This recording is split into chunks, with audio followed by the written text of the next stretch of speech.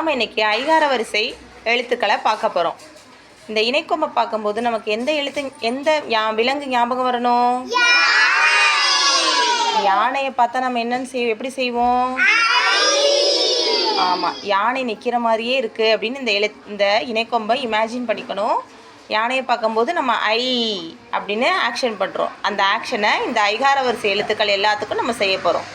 நம்ம கை அப்படிங்கிற சவுண்டு, ஐ சவுண்டை கேட்டோடனேயே இந்த இணைக்கொம்பை போட்டுட்டு தான் நம்ம என்ன பண்ணணும், அந்த ஒலிக்குரிய எழுத்தை எழுதணும். இப்போ கை அப்படின்னு சொன்னால் இணைக்கொம்பை போட்டுட்டு கா எழுதணும்.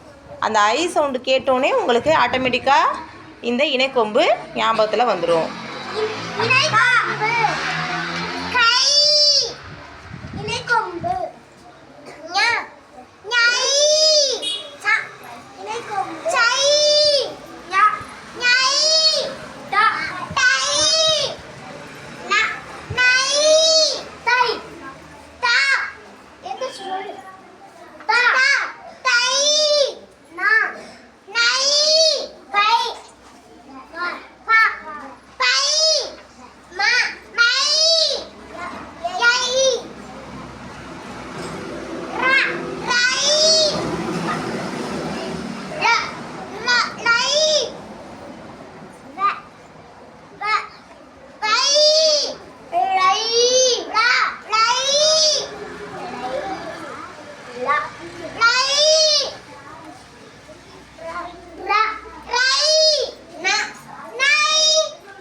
Very good. Thank you.